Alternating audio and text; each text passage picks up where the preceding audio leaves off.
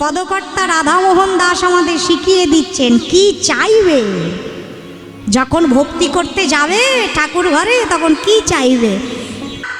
আমরা যখন মন্দিরে যাই, ঠাকুর প্রণাম করি, ভক্তি করি, এই যে তোমাদের এখানে মায়ের মন্দির আছেন, বাবা আছেন, যখন ভক্তি করতে যাও, প্রণাম করতে যাও, সত্যি করে বলো তো মা, এমন একদিনও বাদ গেছে কিছু না চেয়ে বাড়িতে এসেছি? প্রণাম আমরা পরে করি, আগে লিস্ট তৈরি করে কি কি চাইবো, তাই না? মন্দিরে ঢোকার আগে লিস্ট করে নেয়, আজকে এগুলো চাইবো ভগবানের কাছে। লিস্ট নিয়ে ঢুকে যাবে ভিতরে, এই যে এগুলো চাই, গাড়ি দাও, বাড়ি দাও, টাকা দাও, ছেলের চাকরি দাও, মেয়ে বিয়ে দিয়ে দাও, নাতনিকে পাস করিয়ে দাও, লিস্ট ধরিয়ে দিল। এমন ভাবে চাইবে মনে হবে যেন ভগবান তার বাড়ির চাকর, যা চাইবো দিতে হবে। তোমাদের বলছি না, তোমরা খুব ভালো, যারা আসেনি ওদের বলছি, ওরা এইরকম। প্রথম দিন তো লিস্ট অনুযায়ী সব পেয়ে গেলেন, চাওয়া শেষ হয়ে গেল, পরের দিন লিস্ট আরো বড় হবে।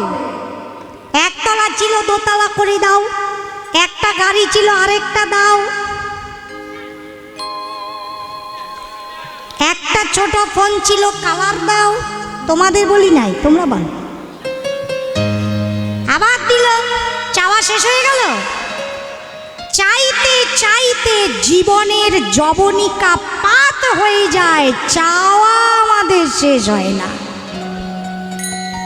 এত কিছু তো চেয়েছি ভগবানের কাছে, সুখী আছি কি? তোমরা সবাই সুখী? তাহলে বাড়িঘর ছেড়ে এই দুর্যোগের মধ্যে এই চটের উপরে এসে বসে থাকতে না, যদি সুখী হতে। তার মানে এতদিন যা চেয়েছি তাতে সুখ নাই, শান্তি নাই। মহাজন বলছেন সুখ থাকবে কি করে? সুখের জিনিস চাইবে তবে তো সুখ হবে। যেগুলো চেয়েছো ওতে তো সুখ নাই।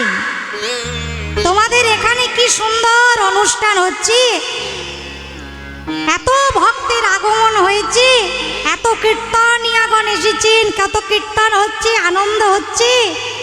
তা তোমাদের এই পাড়ায় যে সব থেকে ধনী ব্যক্তি, অনেক টাকা পয়সার মালিক, তার কাছে গিয়ে যদি তুমি বলো, ভাই আমার কমিটির যারা আয়োজক কর্তাগণ আছেন, তারা যদি সেই ধনী ব্যক্তির কাছে গিয়ে বলেন আমাদের এই সার্বজনীন কালী মায়ের যে উৎসব হচ্ছে সেই অনুষ্ঠানে আপনি 10 টাকা চাঁদা দেন, এটা তাকে অপমান করা হয় না? এত বড় ধনী ব্যক্তি, তার কাছে তুমি 10 টাকা চাঁদা চাইলে না? বড় কিছু চাইবে তো, যে একদিনের অনুষ্ঠানের ভক্ত সেবার খরচ আপনি দেন, এটাও তো চাইলে হতো না? কি চাইলে? 10 টাকা। অপমান হলো না? তা আমরা কিন্তু তাই করছি। যিনি ভগবান, যিনি বিশ্বের পালন কর্তা, ভরণ পোষণ কর্তা, তার কাছে গিয়ে আমরা কি চাইছি? একটা বাড়ি দাও না, একটা গাড়ি দাও না, একটু সুখ দাও না। তুচ্ছ জিনিস চাইছো কেন? বড় মানুষের কাছে বড় কিছু চাইতে হয়। চাইবে না কে বললো? চাইবে, বেশি করে চাও। বারবার চাইবে কেন? একবারে চাও। এমন কিছু চাইবে যার পরে আর কিছু চাওয়ারই থাকে না। বারবার হাত পাততে ভালো লাগে? একবারই চাও। পদকর্তা রাধামোহন দাস আমাদের শিখিয়ে দিচ্ছেন কি চাইবে যখন ভক্তি করতে যাবে ঠাকুর ঘরে, তখন কি চাইবে। পদকর্তা রাধামোহন দাস বলছেন, আমি শিখিয়ে দিচ্ছি, তোমরা আমার সঙ্গে বলো। গৌর হরিকে প্রণাম করতে গিয়ে বলবে, প্রভু আমি আর কিছু চাই না, আর কিছু চাই না, আমি আর কিছু চাই না, তোমার কাছে আমি কিচ্ছু চাই না। চাইলেও দিও না, চাইলে দিও না,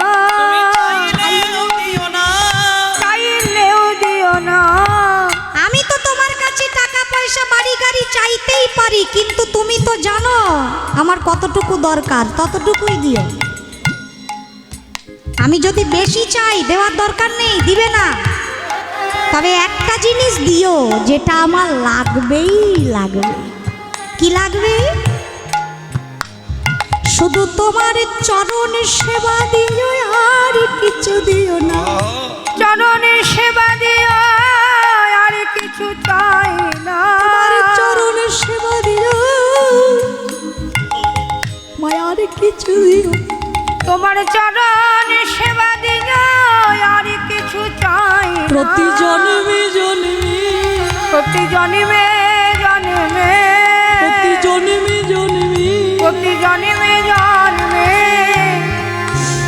নিজ দাস করে রেখো পায়ে জন্মে নিজ দাস করে রেখো পায়ে জন্মে জন্মে। নিজ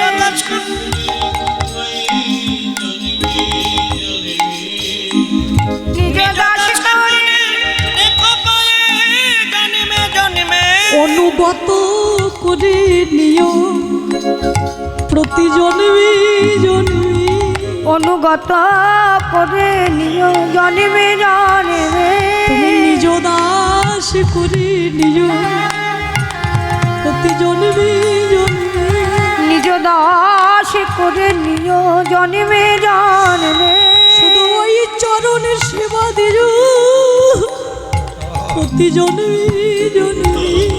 ওই চরণে সেবা দিও শুধু জন্মে নাই জন্মে জন্মে। বলি ওই চরণে সেবা দিও। জন্মে নয় জন্মে জন্মে। ওই চরণে সেবা দিও। ওগো এ জন্মে নয় ওই চরণে সেবা শুধু দিও। এ জন্মে নয় জন্মে জন্মে। ওই চরণে সেবা দিও। শুধু এ জন্মে নয় জন্মে জন্মে। আর কিছু চাই না।